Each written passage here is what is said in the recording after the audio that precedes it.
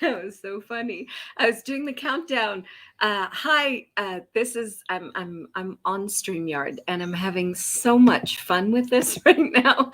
But it was so funny because the countdown clock on StreamYard was 15, 14, 13. It was so exciting. Not quite a NASA rocket launch, but for me, it's quite exciting because I haven't done one of these in a while, probably most of this month. So kind of, a little out of practice. But how does it get even better than that? I've been on Zoom more, but I haven't been on StreamYard. And, the energy is a little bit different. The look's a little bit different. The interface is a little bit different. It's very different on Zoom versus on StreamYard. So anyway, it was just really funny with all of that countdown stuff. So it was very exciting for me. How does it get even better? Hi, y'all. Okay. Who am I and why am I here? Rachel Silber, or my name is Rachel Silber, if you'd like to call it that, because that is also a point of view, but that's part of what I'd like to speak about. And we stopped class a little early today because there was an emergency in Puerto Vallarta, right by the hotel. Hi, Rita. And so the hotel, the venue where the body whispering class is taking place in Puerto Vallarta, is currently being evacuated.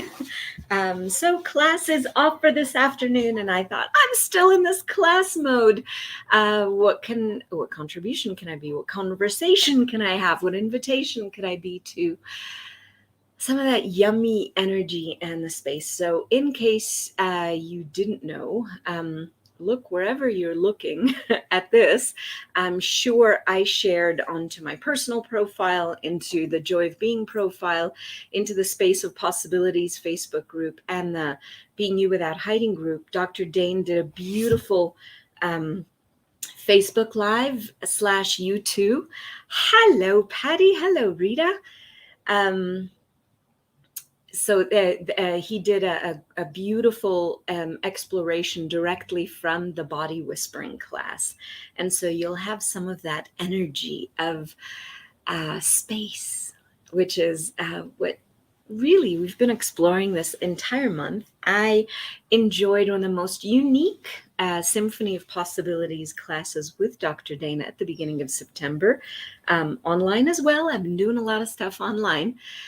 And there was this invitation to be space in a different way than we've spoken about in Access before. And it was so interesting to me how much we reject ease, how much we reject space, how much we reject anything that's actually nurturing and kind and pleasing to our body. Even if you look at our body, our life, our living, everything. Even if you look at the word pleasure, people are like, oh, no, you can't be too much. You can't have too much pleasure. You can't, how many judgments, how many points of view do we have regarding anything that's going to be nurturing and kind and gentle and just yummy for our bodies and our beings? And how often are we willing to just settle or just be satisfied or, just get by, rather than actually relax into being and into receiving? Hi, Jasper. And so this is a bit of an invitation, kind of an impromptu invitation for you to look at where you're functioning from. Where are you holding on to the stories, the experiences, the past, the definitions, the I'm shy, or I don't do technology really well, or I don't know how to blah, blah, blah, fill in the blank. How much intensity and density and weight are you giving to those points of view? And even just the word point of view is so interesting because it's so shrunken. It is so dense. It is so tight. It is so small. There's not much space within it. Of course there is. If you break anything up into, looking at subatomic particles, etc., you'll be able to see even in, the structure of one of these leaves, or the floor that I'm sitting on, or the wall behind me. Put it to a high enough resolution microscope, and you'll begin to actually visually see the space. But how often are we functioning as if that space is a fallacy, as if that space doesn't even exist? And I'm not talking just scientifically, like in those things, if you bring in a microscope, in everything. So I went to family a family provider, I guess you could call it that, healer, etc. And everything was about the degrees that this person has, the methods, the means, the modalities, the proper ways of doing things. And I was fascinated because I was watching, working on my husband, and everything was very, and I love a lot of the different healing modalities. I've tapped plenty. I enjoy so many different things. And I noticed how often we reach for the solidity of the right point of view, or of the correct point of view, whether it's one that we use to limit ourselves, and all of the judgments, the conclusions, the points of view that we're using to function and to live from, the majority of them, those that aren't space, those that aren't joy, those that aren't exuberance, those that aren't lightness, they're targeted to distract you from being you. They're targeted to have you fit into what everybody else says is reality. I just go, who the heck says so? What if it isn't like that? And sorry for anybody who doesn't know me. Anybody who does know me knows my brain works this way. Anybody who doesn't know me, I tend to go all over the place. I may start here, I may end up there, and then, eventually tie everything together, because my brain just is a rumble of this pops and this pops and this pops and this pops. So play with me. I won't say bear with me, because I'm not going to do bear, but play with me, because that's there's all sorts of stuff that comes up if you're willing. So how many points of view do we use to lock in what's possible? How many points of view are we using to define what we allow ourselves to experience, what we allow ourselves to have? In this particular healer's case, who works with thousands of patients and is a generative gift to so many, everything was about the diplomas. Everything was about the forms and the structures and the modalities. And if you if you go back into my YouTube channel or any of the groups that I'd mentioned before, you'll notice I love, for me, the energy of out of control, out of definition, out of form, structure, and significance, out of linearities and out of concentricities. That is truly one of my favorite clearings from Access Consciousness. And I am an Access Consciousness facilitator, and I freaking love these tools because they bring you into the space of being you, because they invite you to embody knowing that you know. Not putting faith and trust in everybody else that's outside of you, but actually knowing that knowing that you got this, trusting yourself, knowing that if you're willing to actually tune in and listen, there is a wealth of wisdom in your being, in your body, in everything that's contributing around you. And you don't have to have things look a particular way. In Access, we don't have levels. We don't have, one is better than another. No, absolutely not. You take a bars class, a person who takes their very first bars class in the world, could be a little kid, can run a more intense and more dynamic and more wonderful set of bars than somebody who's been doing it for 20 years. And I've been playing with these tools for only 10 so far, but 10 of the more dynamic years that I've experienced on the planet, just because I'm enjoying so much more. I'm discovering so much more. I'm playing so much more. And I'm looking for the space so much more. Not just looking for it out there, but noticing more of it in me when I'm willing to let go of points of view. So look at the word point, teeny tiny little thing. Space, big, expanded. There's so much available when we are willing to ask to be space, to explore being space, to recognize that we are not all of those points of view that we've held. I would say, I'm an introvert, I'm shy, I'm middle-aged, I'm this, I'm that, but says who? How much of your vibrancy, your joy of living, your asks for what you'd like to have and be now and in the future, have you given up because of points of view that you're holding on to that you may have bought from who knows who? Could be in the media, could be in family, could be in anything else.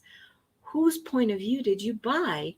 And then slap that on to what's allowed for you to choose for your life and for your living and for your future. So when this sweet doc was working on my husband and, checking to see, will this substance work for his body? Will this thing, it's all, like he's doing energetic things. And like, all I needed to do was just ask. I just ask and I follow what's true for you, will always make you feel lighter. I have a little banner for that. Somewhere here, truth will always make you feel lighter. And a lie will always make you feel heavy, like always. Here, I'm going to put that on the bottom so you guys know. accessconsciousness.com. You can get more information. You can find a lot of amazing facilitators and classes and products, and there's so much cool stuff there. And theclearingstatement.com, in case I do use the clearing statement, which I love, and I don't always use it. I often be the energy of it more than say it verbally all the time. But what I do notice is that the truth can make you feel lighter. You can always be guided by the lightness that you're aware of if you're willing. And the truth of you is energy, is space, is consciousness. So space is who you truly be, not contraction. Okay? The contraction comes from the judgments, from the limitations, from the points of view that we've bought as real and true, but not from the space of being that you truly be, not from the space of possibilities and communion and magic and miracles that exist around you if you would just allow yourself to play with that and to be with that. Oh, I'm so glad, Vivian. Oh, that's wonderful. It's so cool to me. I had a really, well, it's been intense for those of you who haven't joined the pools that I've been, not pools, they're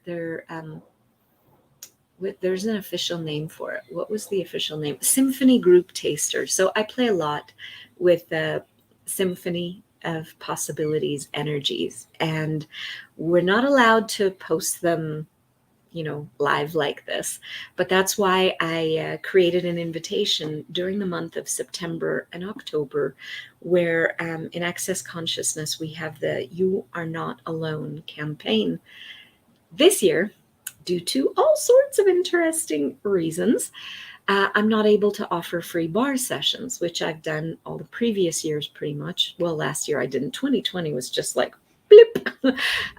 But I'm not able to do them physically. So I've done my Wednesday get together, symphony group tasters, and we get together on Zoom, not on StreamYard, hence my excitement to see the countdown on StreamYard.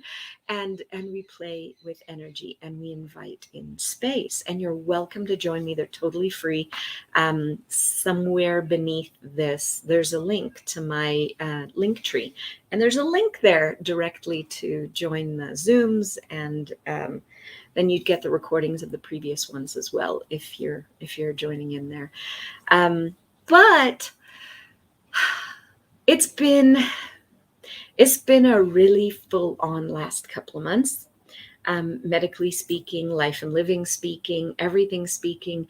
And I've come to notice how aware I am Gee, what a concept. Who does it belong to is a great tool, because we tend to be so aware of other people's thoughts, feelings, emotions, points of view, judgments, conclusions, and everything else. And when something isn't ours, but we buy it as true and real, okay, we buy it, we hold on to it, it's contracted. Remember, truth will make you feel lighter.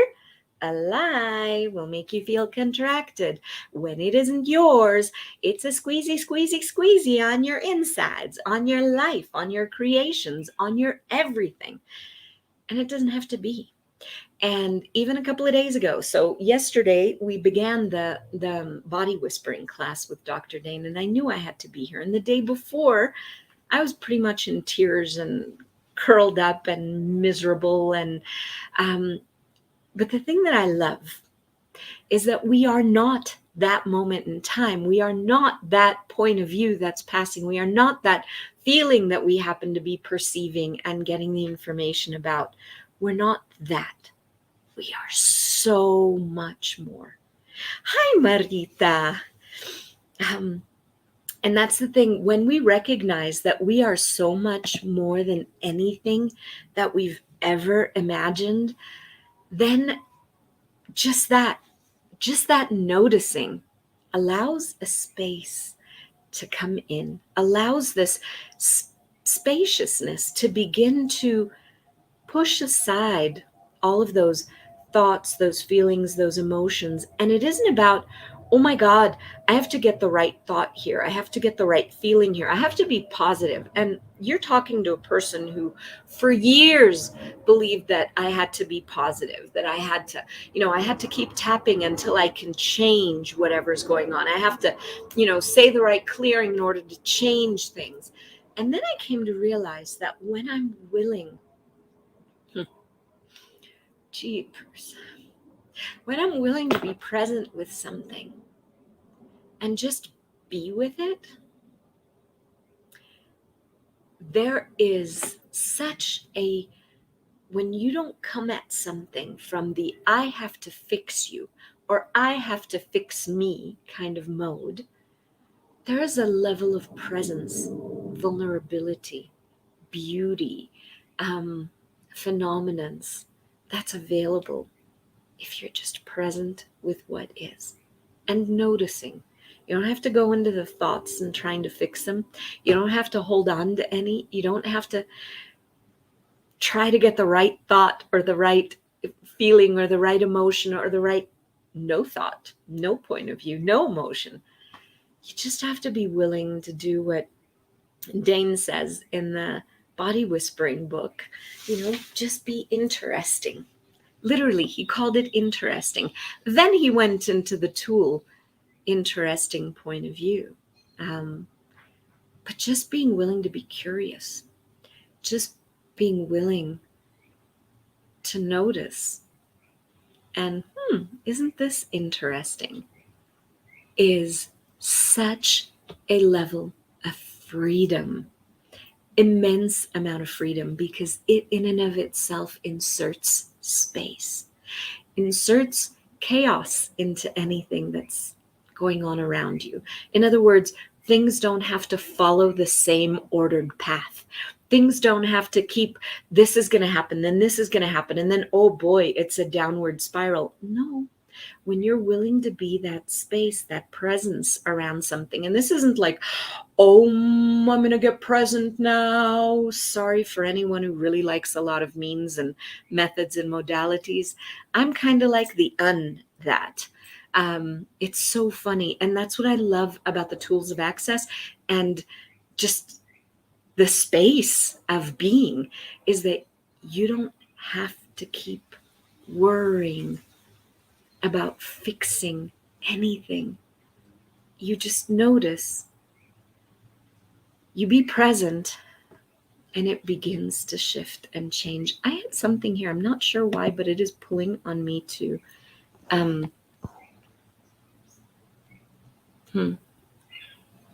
that's interesting. There was a little something from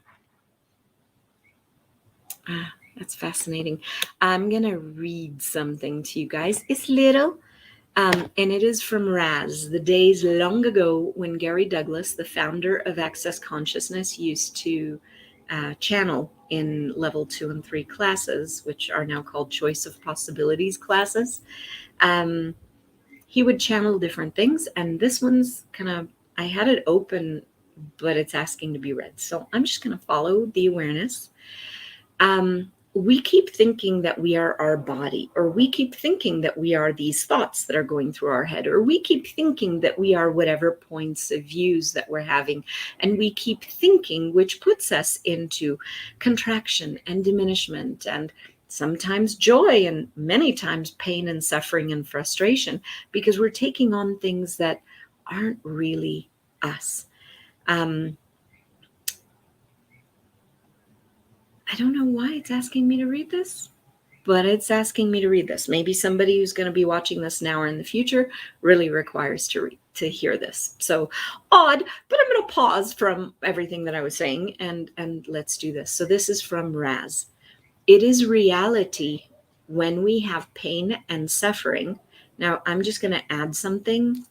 Reality, as we call it, is when two people align and agree, or resist and react to a point of view, or to a situation, or to something. But whenever you've got, the two witnesses that sign a marriage certificate, or the two witnesses that sign a divorce certificate, or the two witnesses or that check someone into an insane asylum, it takes like two to align and agree, or resist and react.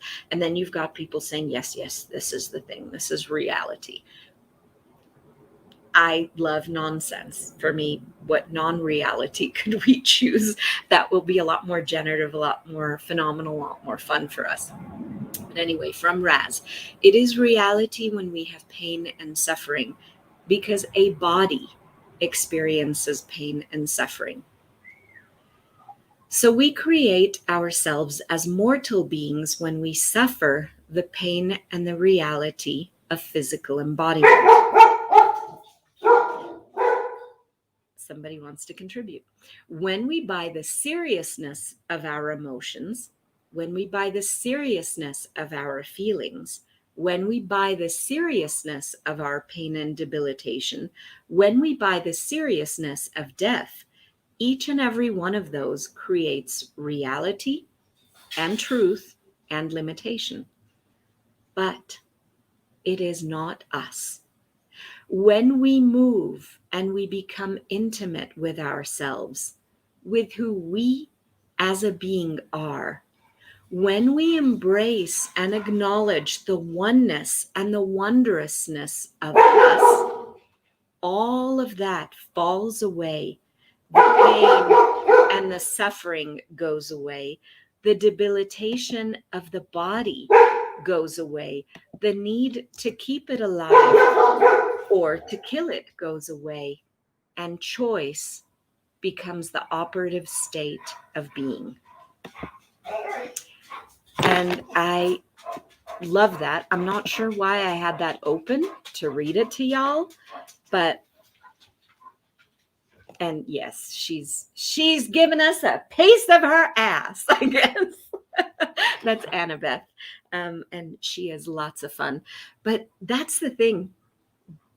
For me, we have so many points of view, so much solidity, so much separation about who I am in a body, what culture do I come from, what, and you could look at that in your life too. Where are you confusing you, the infinite being, the oneness, right, that you are a part of, with the way you are presenting yourself in this particular lifetime, in this particular way? Are you that, or do you have thoughts about that? Are you that, or are those things that you have learned or been invited to believing? Are you just that? Or are you so much more beyond it? And when you catch the wondrousness, when you recognize, when you acknowledge that you are so much more than the points of view that you have held onto, that you have bought, that you have pretty much contracted yourself into being. Who are you beyond that? Who are you truly beyond that, if that wasn't the only place that you're going to limit yourself to? I've been very blessed in my life that um, besides my religion, and I'm not particularly religious, I don't really identify myself as much. And it's funny, y'all know that I love Dr. Helen Gitlovich, and Helen from Chicago, so with a heavy Russian accent, and she has certain things, culturally, etc. But it's really funny, as I was born in Israel, I was raised in Texas, I have family from South Africa, family from Venezuela, family from Canada. I'm married to a Canadian. I've got family in so many different places all over the world, in France and Canada and Israel and South Africa, in South America. I live in Central America as well, and my brother lives here. And it's so interesting because I just don't fit anywhere. So how much do we do our best to try to get those points of view so that we could fit into somewhere, rather than exploding those by being curious, by being, wow, well, isn't that interesting? By allowing a different space to open up. So when my mother reads a lot of the news about what's going on in the Middle East. And yes, it's interesting to know what's going on in the world, but I don't stick myself in, oh my God, I have to resolve that, or this is terrible about us. All the form and the structure and the significance and the meanings that we give are all points of view that keep us tight and small, formed, structured, and significance. We give them significance. They don't necessarily make us significant, though sometimes, like I used to wear the crown of queen of significance about everything, and now it's like, does it even matter? Does it matter? I mean, not at all. It's hysterical. I will say that years ago, when I think I was a certified facilitator of access for like maybe a couple of years, but somebody said to me, do you have a diploma that says that you're a certified facilitator of access? I'm like, I got my contract. You want a certificate? For what reason? And they're like, no, you have to put up the certificate to show. Like, it's just a fucking piece of paper. It means nothing about me or what I can do. I've got my contract. It's signed. You want a picture of that? It just seems so strange to me. And yet in this reality, we give so much credence to all of those external points of view, those external forms and structures, those external modes and modalities, rather than trusting, what do I know? What contribution can I be? What can I choose that's different than anybody else can choose? What do I know here? If I were willing to know that I know, what would I know here now? And, I closed it. Let me see. There was a question that Dr. Dane asked us. Let me open up, because I had it open before, but I closed it. Silly me. Hang on. But he had given us a question when someone was asking about finances in one of our chats, and I loved his question so much. It just made me giggle. And whenever there's giggling, there is lightness, baby. Whenever there is lightness, there is so much more fun. It'll make everything so much nicer. Let me just find it. Where is it? Hello. I love having a touch screen. It'll make my life much easier. But then I look cuckoo, like my finger is going to the screen It is just loading. My fingers are rubbing all over the screen. It just makes me laugh when I do that. I don't know. But then the silly thing is with that, see, we get so used to certain points of view, certain habits of thinking, habits of being, habits of whatever point of view that we have. It's kind of funny that I go to every screen and attempt to touch it. And that may or may not work.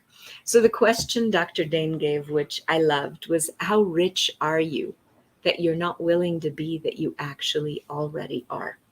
And so I took it and I just started to play. How relaxed are you that you're not willing to be that you actually already are? How playful are you that you're not really willing to be that you actually already are? You see, when we acknowledge something, we got some more of it.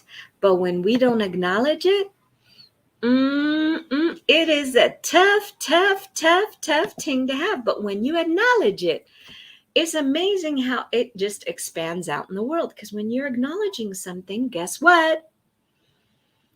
Might be odd sounding, but you're present with it. You're curious about it. It's interesting. And suddenly that space begins to kind of melt out and unsolidify all of those points, all of those sticky things that generally didn't even have anything to do with you.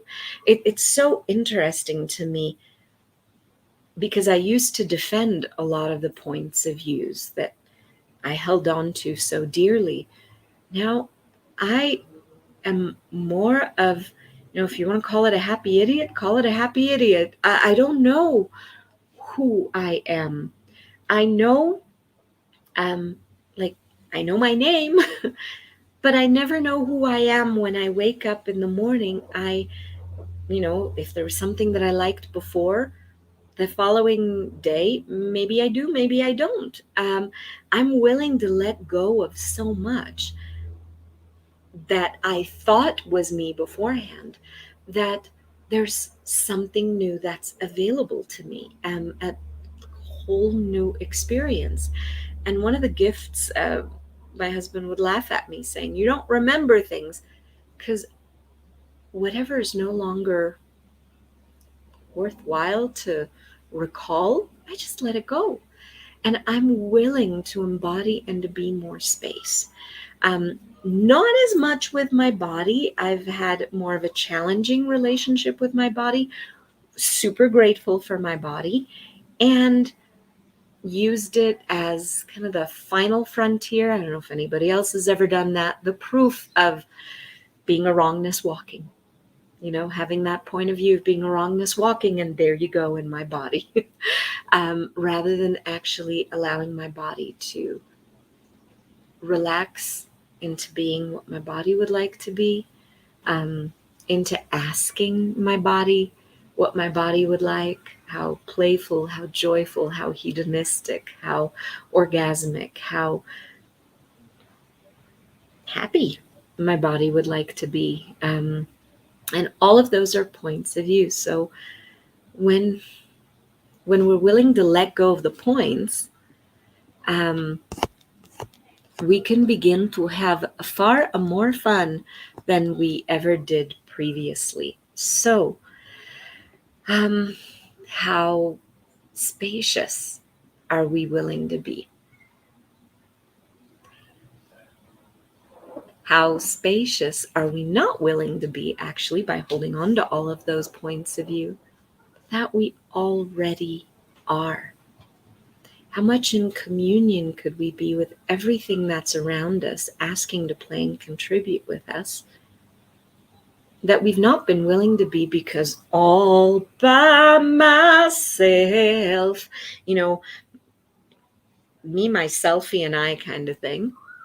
But if we let go of all of those points of view, all those thoughts, those feelings, those pretenses, those inventions that we are what we think we are. No. We may be thinkers, we may be awarers, like we're aware of everything that's going on, but we are not those things just because we perceive it does not mean that we be it.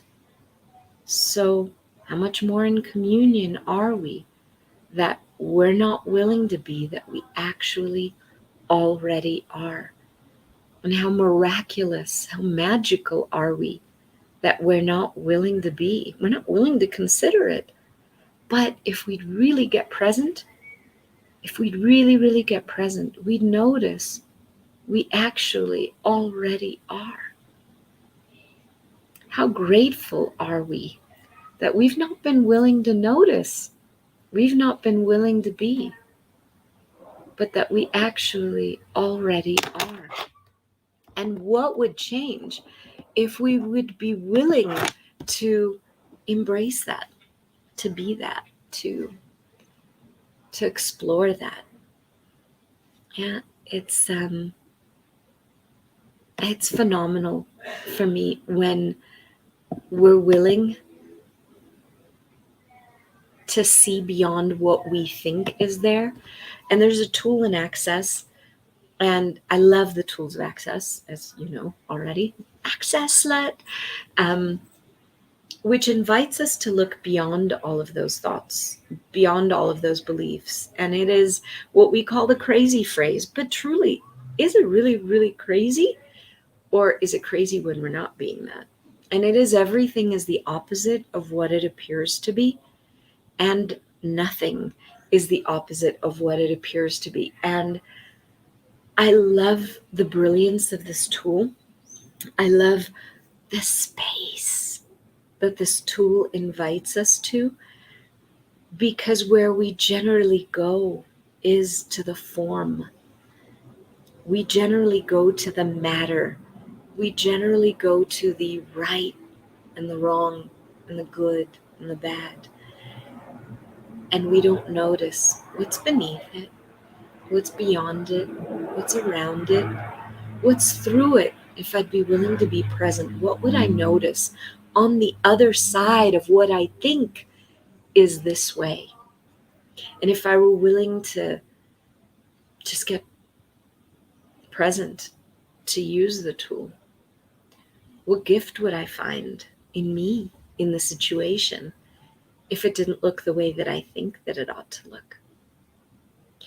That's, for me, one of the gifts of not having to go to positivity anymore, not having to, it could, like I said at the beginning of this, or sometime in this, it's been a full-on last few months. It's been a full-on last couple of years for many people. It's been intensely full on. My mother's been staying with us. There have been all sorts of interesting experiences, ones that have surprised the fuck out of me also. And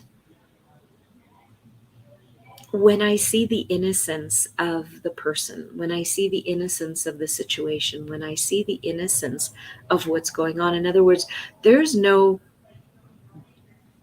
bad intent, at least in her situation. There are people out there who are just freaking evil, and are really into control. Look at so many of the government agencies and all sorts of things like that, where there's definitely something going on. Don't know if you guys have seen Plandemic. Really worth watching.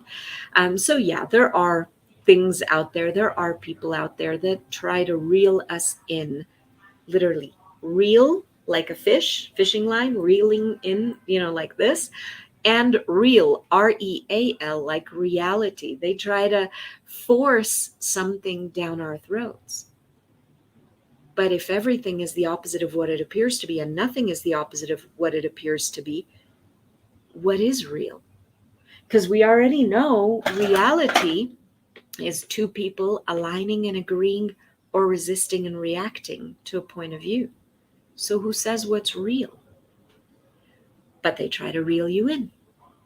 But if you're willing, the evil people, be aware of what you know and choose what works for you and what creates lightness for you. Because remember, truth will always make you feel lighter, and a lie won't.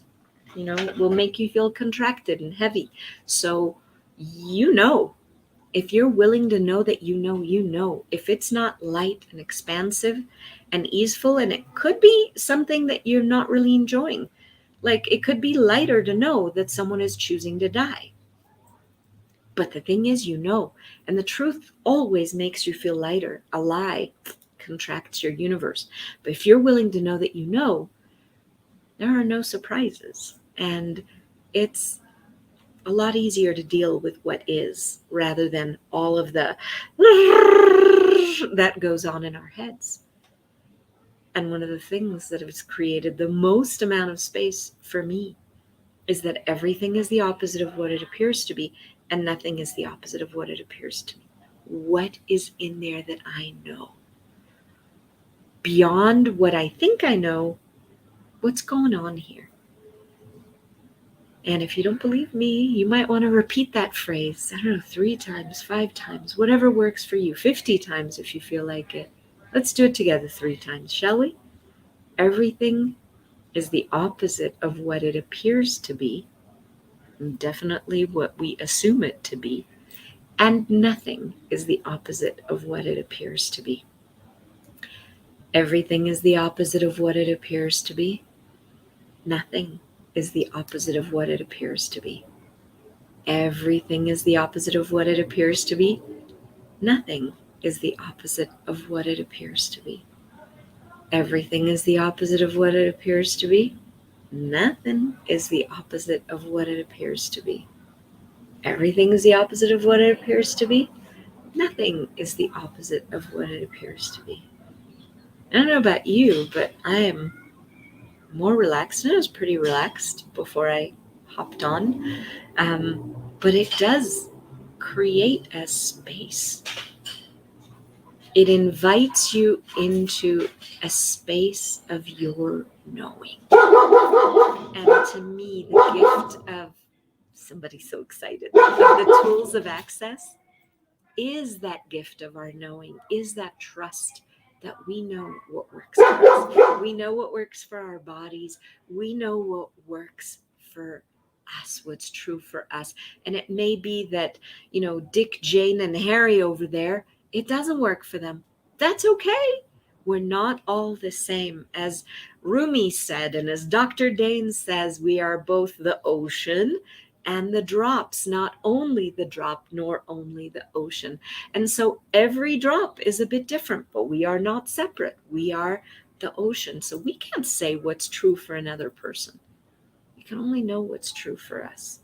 And in the case of like my mom, for example, to bring it back, there's a sense of innocence of, a lot of people we tend to get mad at for all sorts of things. And it could be my mother. This could be, like a teacher that I've had. It could be anything. But the thing is, we do the best we can with what we've got, with what we've known, with what we've learned, with what we've been aware of. And we choose whatever we can choose up to that point, because that's what we know so far. And that's what I love about being in access classes, about reading the access books and other books as well. But I love learning about all sorts of things, quantum physics, and I love watching documentaries on Netflix, and I love filling my world up with possibilities. There's so much more than meets the eye. And so rather than saying this person is bad, this person has done this or that or the other, what if that's all they knew at that time? What if that's all I've known up to this time, where I've made whatever choice? And okay, so I fuck up. Happens to all of us. This this really eased my parenting, for example, because when I screw up, I say, hey, wow, okay, that didn't go so good. I screwed up. Now what? Now what can we choose? And the gift that my kids, and they're both teenagers now, have received is the gift of not someone who toes the line towards this is the right order, this is the right way, this is the way we've got to do it. They've been parented by someone who says, wow, this is interesting.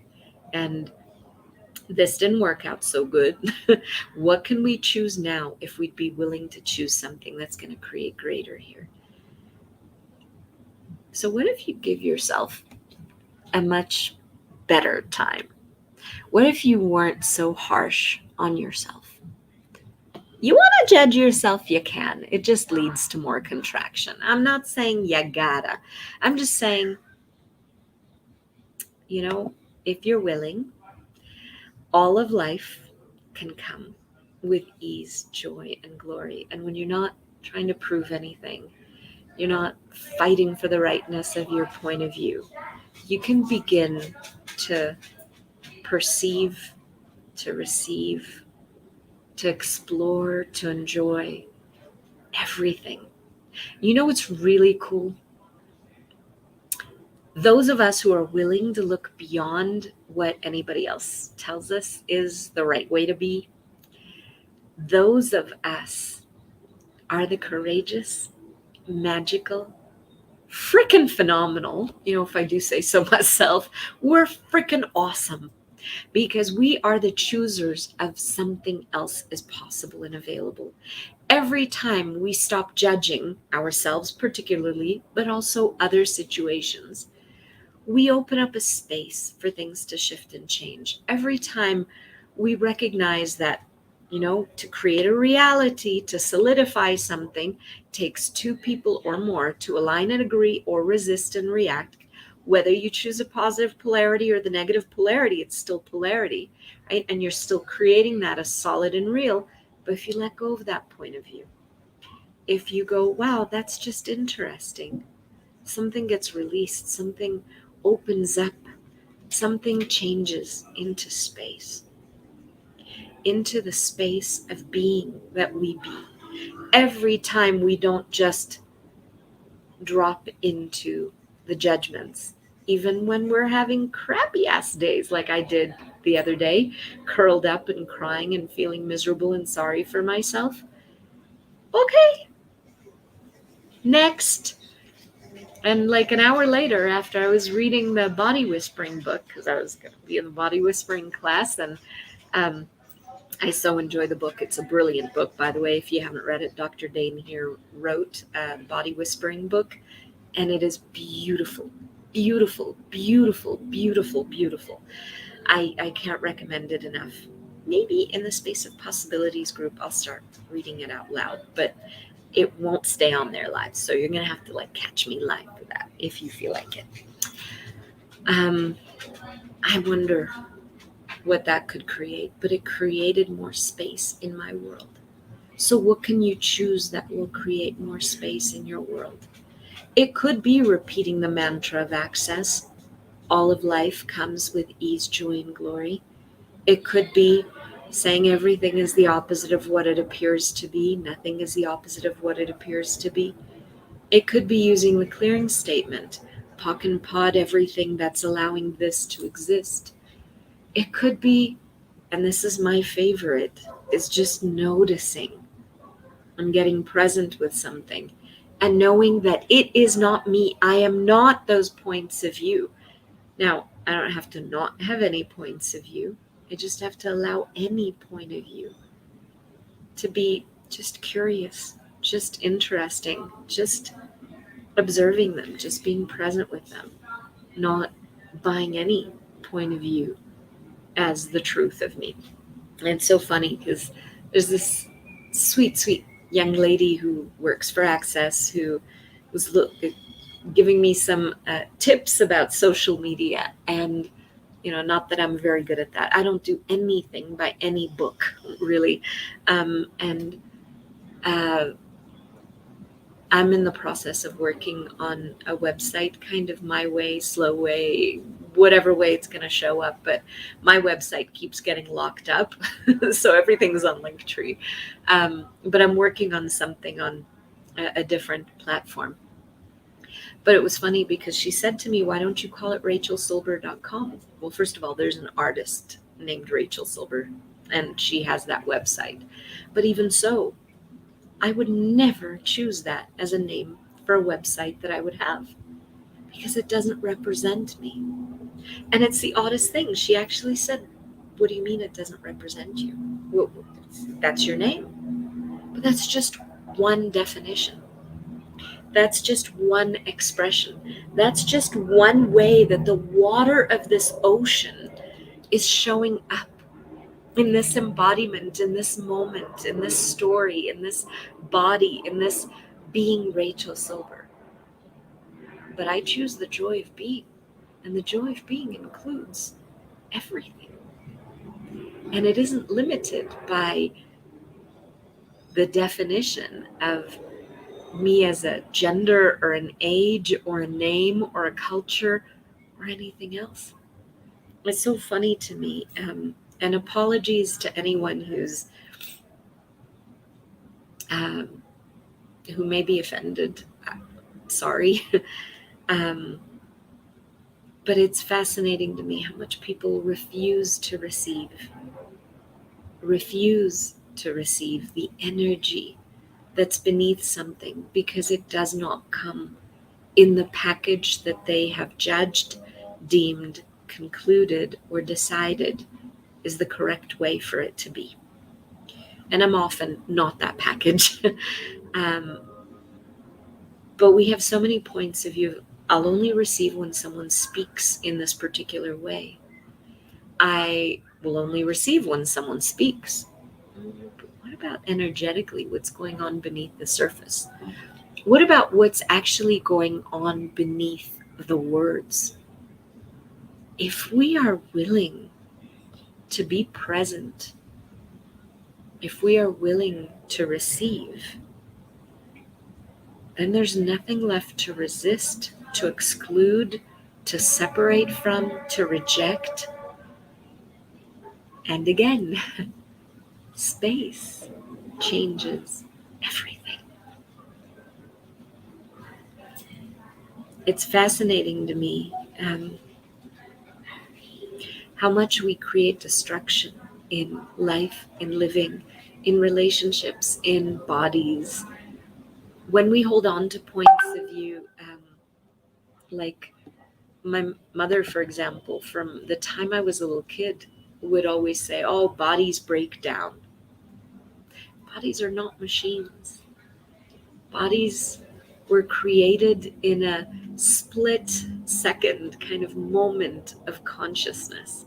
And we joined them and we came onto a phenomenal adventure here in the world. They're conscious. They're aware. They're aware of future. They're aware of the whispers and the wisps. They're aware of energy. They know. And yet, how often do we discount them? How often do we discount everything in this universe because it doesn't match the point of view? Point, not space, but point, contraction, judgment, limitation, definition that we've held on to, that it has to be a particular way. So my mother would say bodies fall apart. Well, she's in her 80s. I'm pointing over there because she's over there on a computer on the dining room table. And she believes her body falls apart. So guess what? She gets to create. If we have, I don't think I have a thingy for that. Maybe I do. Our point of view, we say in Access, creates our reality. So if you look at that, that's actually really cool. If our point of view creates our reality, what would the spaciousness create, rather? What would the space, rather than the point of view, create? If we're willing to suspend disbelief, suspend belief, whatever that's called. I'm not sure how the words go. But if we're willing to let go of the point and we're willing to just be space explorers, adventurers a bit, what could we create? What if we began to function from an as space? My body and I may not be, we're close, but I tend to still bully my body into not necessarily listening as much as I could, and as much as I know that would make it far more ease to. Um, but I don't have the point of view that my body's a machine and it's out to get me and that it's against me. And, if somebody has an autoimmune disease, well, what does that mean about their body? It just means that we could choose something different, that we could let go of a point. We could let go of defending that point, that diagnosis, that decision that we've made, that conclusion that we've held on to. And we can begin to explore the spaciousness of possibilities which come from being willing to let go of what people think is so real and wonder, if I were willing to be that space of miracles, what could be possible here? If I were willing to be the space of magic, what could show up that I've never imagined? If I were willing to let go of life or living having to be hard, or I'm pointing at mom again, life or living having to be hard or difficult or a struggle or anything like that, if I let go of those points of view, what worlds could I tap into? What magic could I perceive? What beauty could I see and be in the world? I know it's a lot. And it's probably really different than I know, like,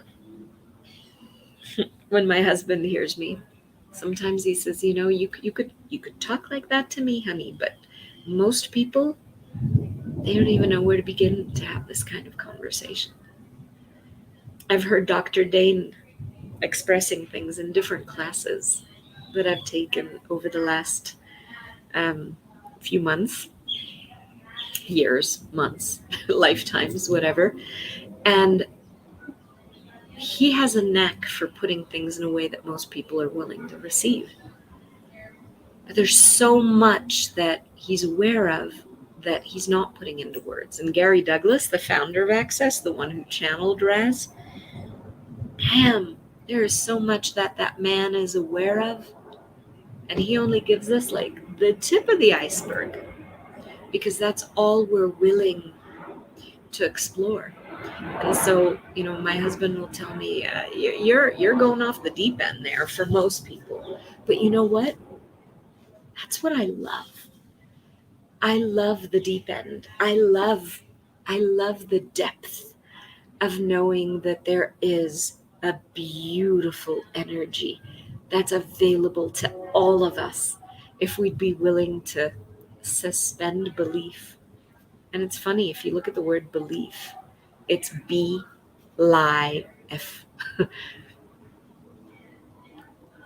It's letting go of the lies and tapping into, what do you know?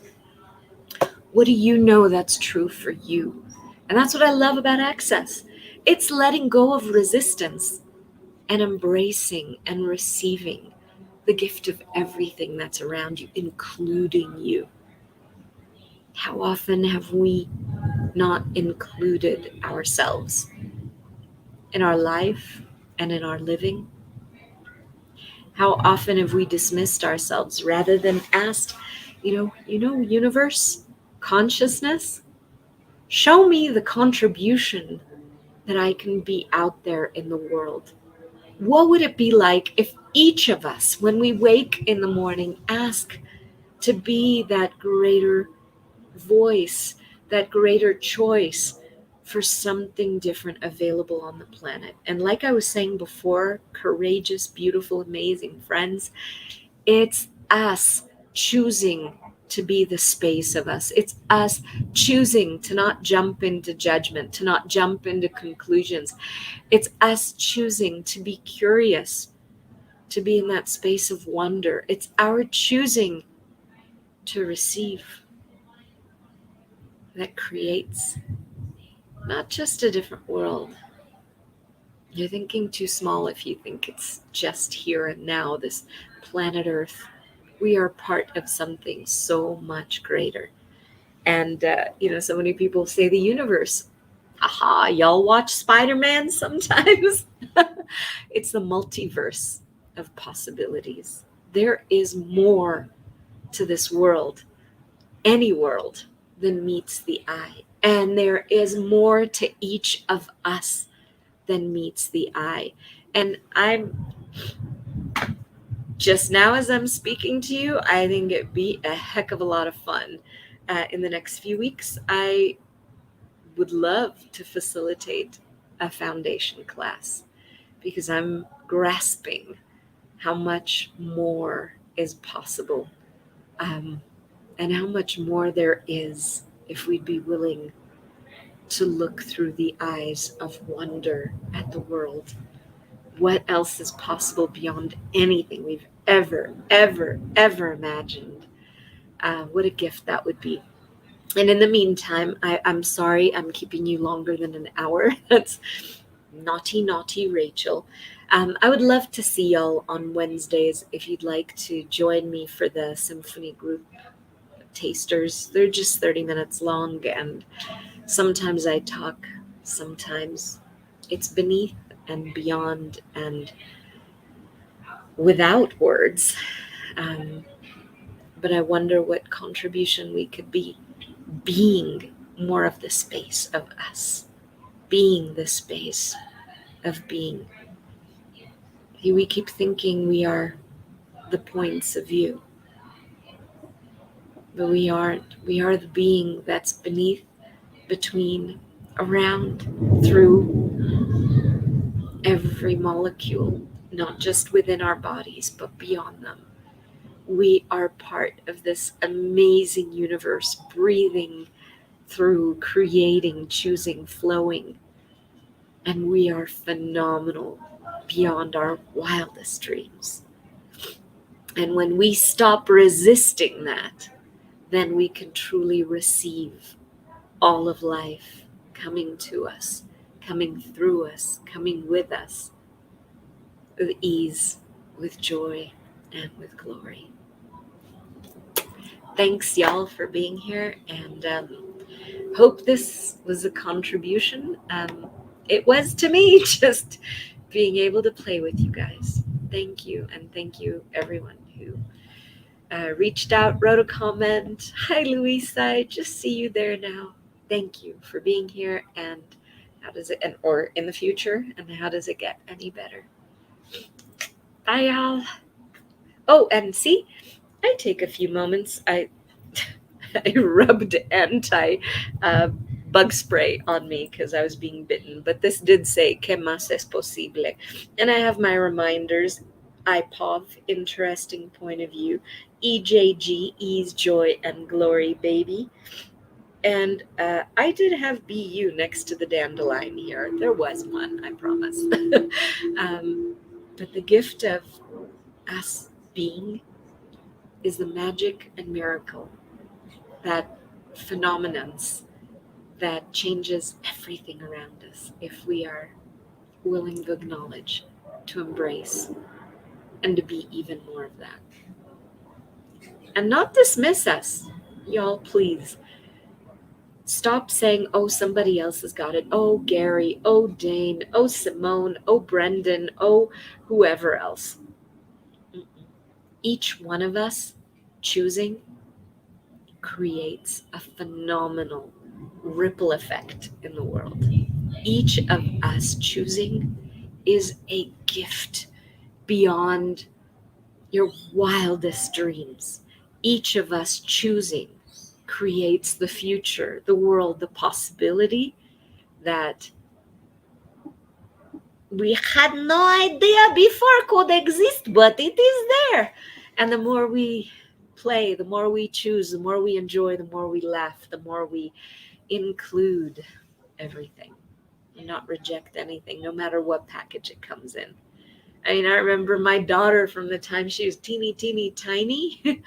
She would facilitate me sometimes by putting her little toddler hand over my mouth when I was busy judging myself with something, you know? Um, so, who can we receive from?